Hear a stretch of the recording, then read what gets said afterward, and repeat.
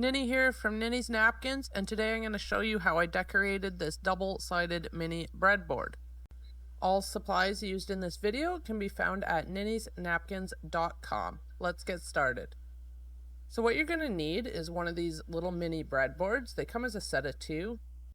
These are not functional, they're merely decorative, but honestly, they're a really budget-friendly little project that you can complete in under an hour. I've gone ahead and painted mine white with Fusion Mineral Paint in the color Snowdrop. You're also going to need some Polyvine Decorators varnish for this project. You're going to need a flat, soft brush like this little 1-inch decoupage brush. You're going to need a cup with a little bit of water for water cutting. You're going to need a liner brush, the smaller the better. We're also going to need an emery board, nail file, or some sandpaper or sanding block. And you're going to need some paint swatches. In this case, I'm using Fusion Mineral Paint, so I'm going to use the Fusion Fan Deck to choose my paint colors. You're also going to need a napkin, or 2 napkins since we're decorating both sides. I love this napkin called Autumn Collage. It's got some really pretty sunflowers and an adorable little bird. And for this project, it's got a blue background, which I like because we're going to be doing some paint blending. So first things first, we have to remove the 2 white backing layers from our napkin. All good quality napkins have a total of 3 layers, and we just want to work with the top printed layer. You can tell that you have separated both backing layers from your napkin when the image shows through on the back of the napkin almost as bright and sharp as it does on the front. So just kind of doing a little bit of planning here, and I totally could have just glued this napkin over the entire board like this, and I would have had some sunflowers up at the top on the handle, and that would have looked perfectly fine, I think. But because I really wanted to show you some paint blending today, I decided not to go that route. And also this is going to leave me with 3 full quadrants from this napkin still for other projects. So I could cut the napkin a little bit smaller with scissors, but because I'm going to be doing some water cutting anyway, I decided to just do that. So water cutting is basically taking your fine line brush and a little bit of water and just painting the line that you would normally cut with scissors. Where the napkin is not hanging off of the edges of our little breadboard, you want to do the water cutting because it gives you a feathered edge, which is going to be much easier to blend in with our paint blending later than it would be if we cut straight lines with scissors. So there you can see I've reduced the size of the napkin now. I do want to leave some overhang. We'll deal with that later and I'll show you how. I decided to get rid of a little bit more of the sky just because if I'm going to be paint blending anyway, then why not? So again, I'm just taking my liner brush, getting some water on it, painting 2 or 3 inches, and then gently pulling the 2 sides of the napkins away from each other. And as you can see, they separate quite easily. If you do more than 2 or 3 inches at a time before you separate the napkin, the water does tend to kind of seep, and you won't get such a nice clean break where you're pulling the napkin apart. So now I'm just kind of planning out exactly where this is going to go. There is a little signature from the artist on the napkin that I just don't really like, so I'm going to remove that as well. And I might as well get rid of that little corner too. Okay, so now I'm going to apply a thin layer of the Polyvine Decorators varnish directly onto the board. And I'm only going to do a small section at a time. It's just going to make it a little bit easier when working with a fairly large piece of napkin such as this one. So now I'm gently setting the napkin down, and I try and resist the urge to touch it too much with my fingers. At least the parts where the varnish is underneath, because your fingers are dry and they can cause the napkin to rip very easily. What you want to do now is to take that brush with some more varnish and smooth the napkin out. I start typically in the middle and work my way out, using the brush as kind of a squeegee to push out any bubbles or wrinkles. Now I'm doing the top half of the napkin. And you don't want to continue to go over the napkin too much afterwards. I do want to make sure that I've got good coverage with the varnish and that, I haven't left any dry spots that are going to bubble up. But now the napkin is starting to really absorb that varnish, and this is where it's going to become quite delicate. So it's definitely important to make sure that you have varnish on your brush. You never want to be dragging a dry brush across the napkin. And you don't want to overwork it because you do run the risk of ripping your napkin. Now that that's finished, we're going to dry it very thoroughly before moving on to the next step, which is sanding off our excess napkin. I'm going to use this nail file.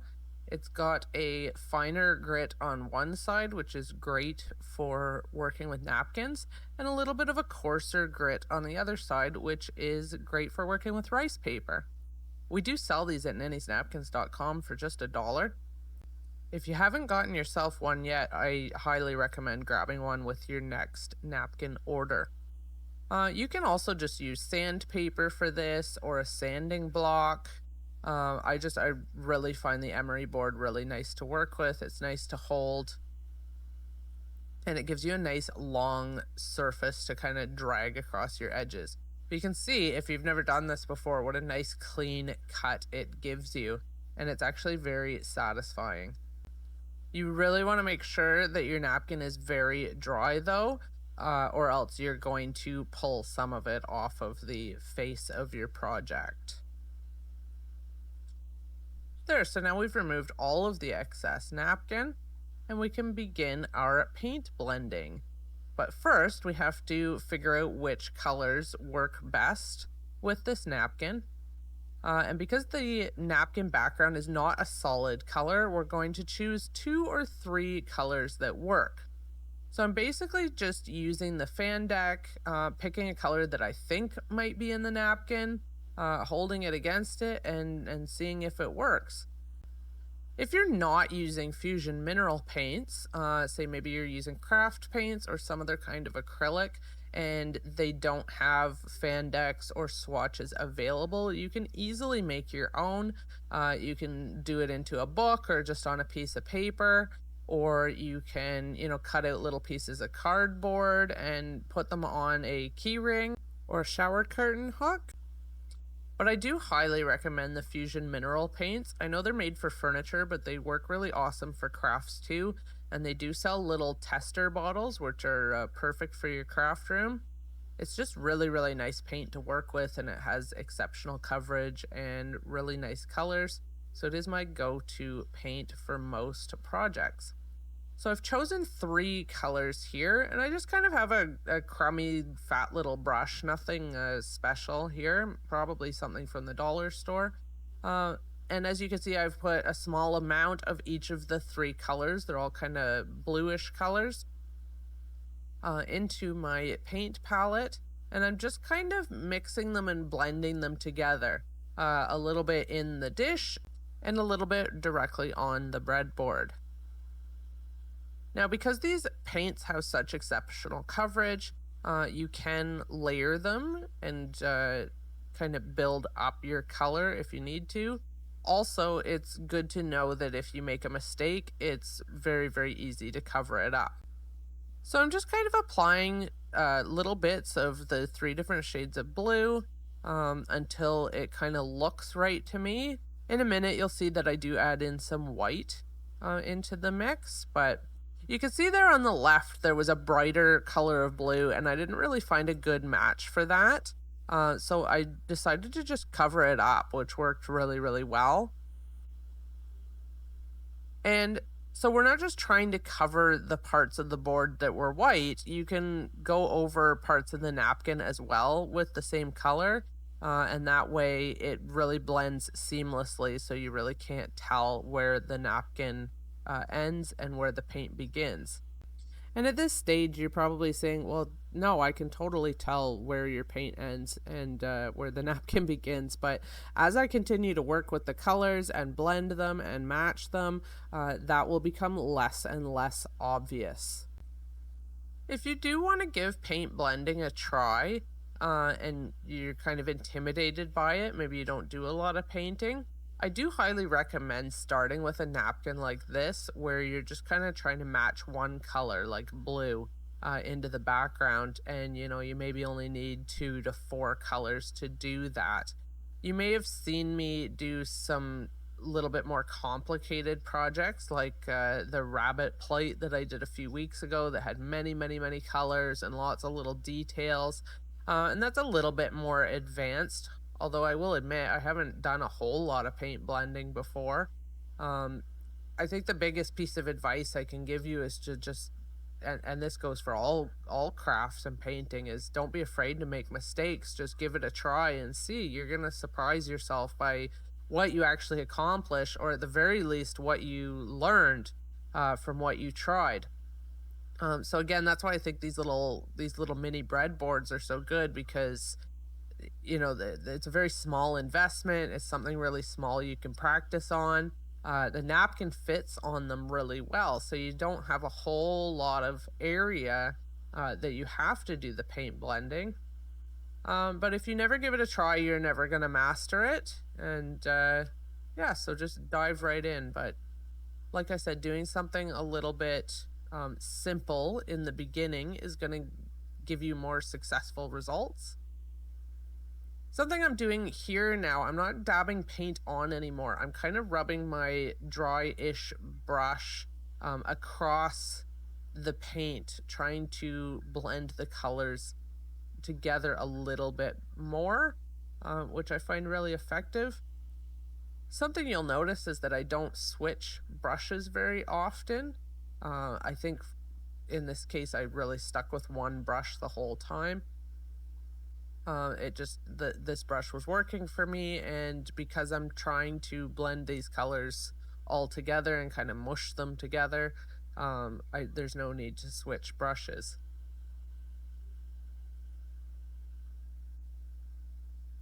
So you just keep adding more paint over top of itself. This paint dries really, really quickly, so I just can't kind of keep moving around the board, adding little bits here and there until I'm happy with the color. And I think you'll agree that at this stage you can barely tell where the napkin ends and the paint begins. There, I'm pretty happy with that. Now, I think I really could have stopped here and been happy with it, but I've decided I want to add a couple more little details. I really like to add some shading around the edge of the piece. It just kind of frames it and completes it. So I've chosen a dark blue. I could have done black or even brown, but I thought that the dark blue would look really nice. And I just have a little sponge pouncer. Now I've got some blue paint on there, and then what you can't see off to the side is that I've knocked most of that paint back off again. A couple reasons for that is just you're going to get a better result with less paint. And if you make mistakes, it's a little bit easier to clean up, but also it's a lot easier to continue to add paint than it is to remove paint. So I always start with a little bit. And right now I'm just pouncing kind of the very edges of the board and adding a little bit kind of blue flecks through the paint just for some added interest. And it kind of helps to tie everything together as well. But you can definitely tell that there is not a lot of paint on that sponge. So just continue to go around the edge of the board, pouncing as I go.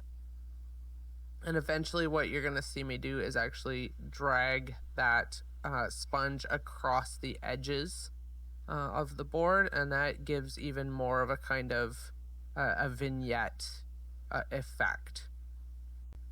So I've skipped ahead just a little bit here, and now you can see I'm dragging the pouncer across the edges. and it gives a really kind of graduated or almost like an ombre effect. Really creates some nice dramatic shadowing there. Let me know what you think. Do you like the shadowing around the edges? I know I do, and I do it on the other side of the board as well. And I think adding in that dark blue just changed kind of the whole look of the board and added a little bit more interest to it. Okay, so we're all done with the shading around the edges. I just wanted to add one more last little detail here. I have some Ranger glossy accents. And these just go on kind of like a glue. It's a really fine tip. And it's kind of milky when you first put it on, but what it's going to do is it dries very clear and very glossy and very dimensional. So I'm just applying it to the little berries here, and it's just it's kind of just going to give them a little bit of a 3D effect, just a fun little detail. Again, something to add a little bit of interest, but totally optional. It's just something that I like to do with a lot of my pieces. And so that's it for this side of the mini cutting board. I think I'm going to leave you here, and we'll do the second side of the cutting board on another video. I don't want to bore you to death, but thank you so much for watching, and I hope that you've enjoyed this tutorial and that you've learned something today. Once again, you can find all of the supplies I used in today's video at ninnysnapkins.com. Thanks for watching.